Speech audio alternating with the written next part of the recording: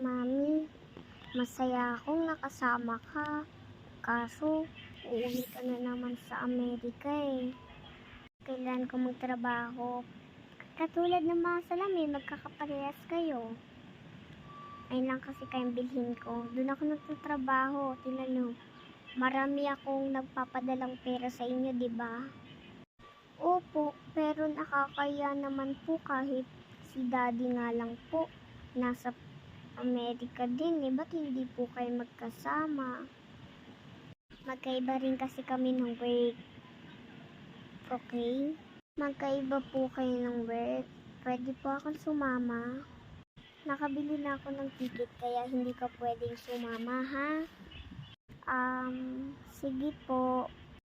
Ano kaya para makabili ako at makabawi naman ako sa anak ko? Ano kaya ang bibilhin ko sa kanila?